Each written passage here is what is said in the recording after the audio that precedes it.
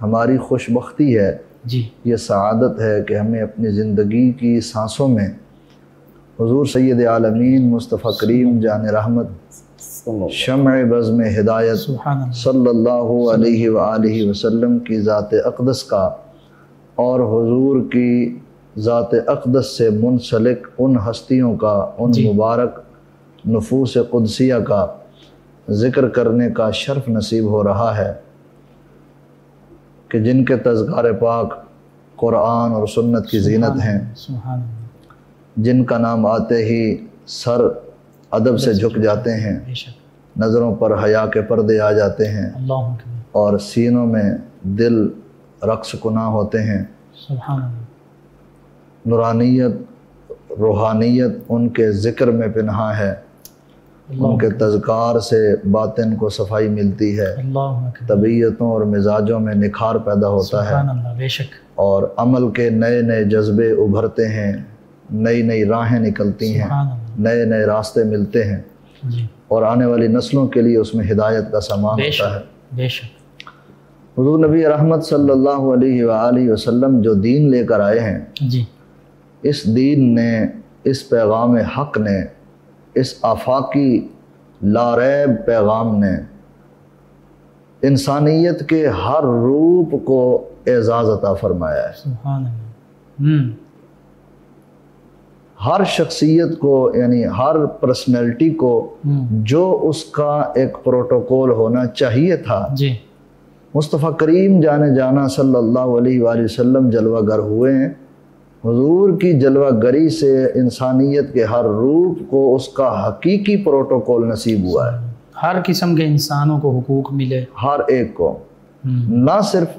انسانوں کو ان کے حقیقی پروٹوکول ملے ہیں، حقیقی حیثیت سے حضور نے آگاہ کیا ہے، جی بلکہ دنیا میں جتنی بھی اقسام کی مخلوقات موجود ہیں، جی ان سب کی حیثیت اور ان کے حقوق اور ان کے حقوق کا تحفظ ہمارے آقا و مولا مصطفیٰ کریم جانے جانا صلی اللہ علیہ وسلم نے ارشاد فرمایا ہے۔ سبحان اللہ، جانوروں تک کے حقوق حضور نے ارشاد فرمایا۔ تو آپ کا چونکہ سوال ماں کے حوالہ سے ہے، ماں وہ عظیم ہستی ہے، ماں کا وہ مقام و مرتبہ جو اصل میں ماں کو حاصل ہونا چاہیے تھا، جی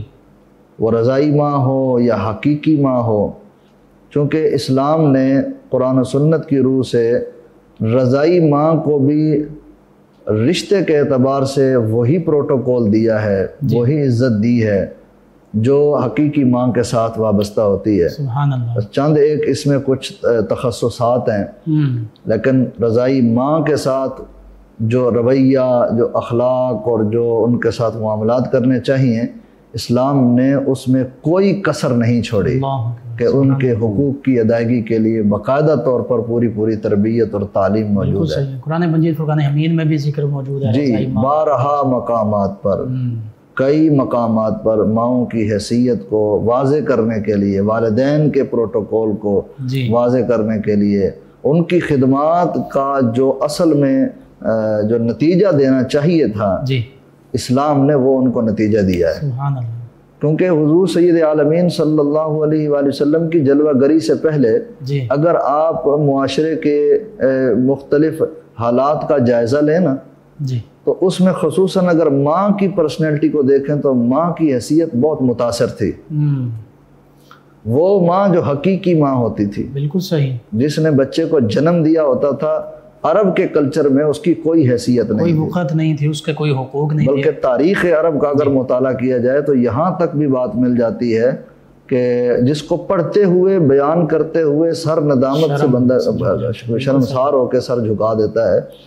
کہ ایک ایسی حالت تھی کہ باپ اگر مر جاتا تو ماں کو بڑے بیٹے کے ساتھ منہ کالے کے طور پر پیش کر دیا جاتا تھا۔ یہ یوں سمجھیں کہ بڑے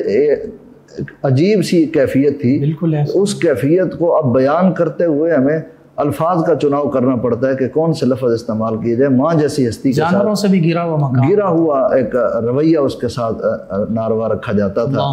ٹھیک ہے، رویہ روا رکھا ہوا تھا معاشرے نے۔